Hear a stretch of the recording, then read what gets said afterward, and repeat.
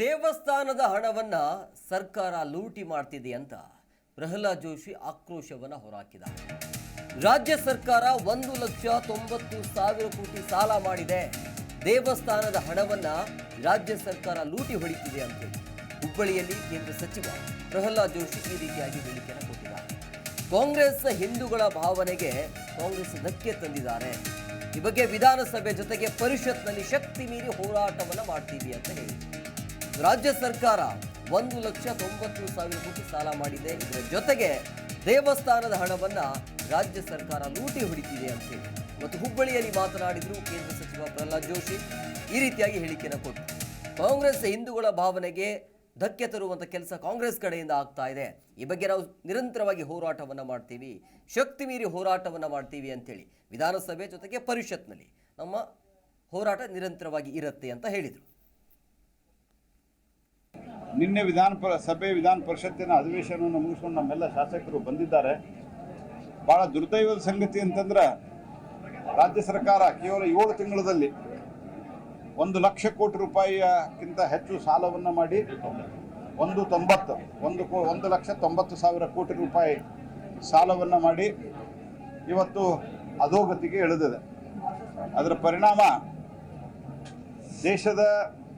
ರಾಜ್ಯದ ಎಲ್ಲ ಹಿಂದೂ ದೇವಸ್ಥಾನಗಳ ಹುಂಡಿಗೆ ಕನ್ನ ಹಾಕುವಂಥ ಪಾಪದ ಕೆಲಸವನ್ನು ಸಿದ್ದರಾಮಯ್ಯನವರು ಮತ್ತು ಅವರ ತಂಡದವರು ಮಾಡಿದ್ದಾರೆ. ನಾವು ಇದೇ ರೀತಿ ಆದರೆ ದೊಡ್ಡ ಪ್ರಮಾಣದಲ್ಲಿ ಈಗ ಅದನ್ನು ನಾವು ವಿಧಾನ ಪರಿಷತ್ನಲ್ಲಿ ಈಗ ಸೋಲಿಸಿದ್ದೇವೆ. ಇಡೀ ದೇಶಾದ್ಯಂತ ನನಗೆ ನಿನ್ನೆ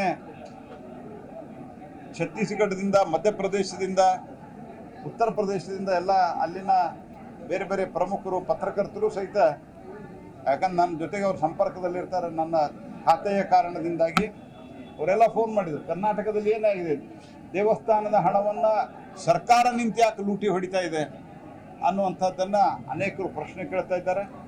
ಹಿಂದೂಗಳ ಭಾವನೆಗೆ ಭಾಳ ದೊಡ್ಡ ಪ್ರಮಾಣದಲ್ಲಿ ಧಕ್ಕೆಯನ್ನು ತಂದಿದ್ದಾರೆ. ಹಾಗಾಗಿ ಈಗ ವಿಧಾನ ಪರಿಷತ್ನಲ್ಲಿ ನಾವು ಇದನ್ನು ಹೋಲ್ಡ್ ಮಾಡಿದ್ದೇವೆ. ಆದರೆ ಈ ರೀತಿಯಾದಂಥ ಹಿಂದೂ ವಿರೋಧಿ ನಿಲುವನ್ನು ನಾನು ಮತ್ತು ನಮ್ಮ ಪಕ್ಷ ತೀವ್ರವಾಗಿ ಖಂಡಿಸ್ತದೆ ಮತ್ತು ಯಾವುದೇ ಕಾರಣಕ್ಕೂ ಈ ರೀತಿಯಾದಂಥ ಸಂಗತಿಯನ್ನು ಮುಂದುವರಿಲಿಕ್ಕೆ ನಾವು ಅವಕಾಶ ಕೊಡೋದಿಲ್ಲ. ವಿಧಾನಸಭೆ, ವಿಧಾನ ಪರಿಷತ್ ಒಳಗಡೆ ನಮ್ಮ ಶಕ್ತಿ ಮೀರಿ ಹೋರಾಟ ಮಾಡ್ತೀವಿ. ಅದಕ್ಕೂ ಮಿಕ್ಕಿ ಅವರು ಈ ಕಾನೂನನ್ನು ತಂದರೆ ರಾಜ್ಯಾದ್ಯಂತ ಇದೇ ವಿಷಯವನ್ನು ಇಟ್ಟುಕೊಂಡು ತೀವ್ರ ಪ್ರಮಾಣದ ಒಂದು ಹೋರಾಟವನ್ನು ರೂಪಿಸ್ತೀವಿ. ಯಾವ ರೀತಿ ಹುಬ್ಬಳ್ಳಿಯಲ್ಲಿ ರಾಷ್ಟ್ರಧ್ವಜದ ಹೋರಾಟ ಆಯಿತು, ಅದಕ್ಕಿಂತ ಹೆಚ್ಚಿನ ಮಾದರಿಯ ಒಂದು ಹೋರಾಟವನ್ನು ನಾವು ಸಂಘಟಿಸ್ತೀವಿ ಅನ್ನುವಂಥ ಎಚ್ಚರಿಕೆಯನ್ನು ನಾನು ಕೊಡ್ತೇನೆ.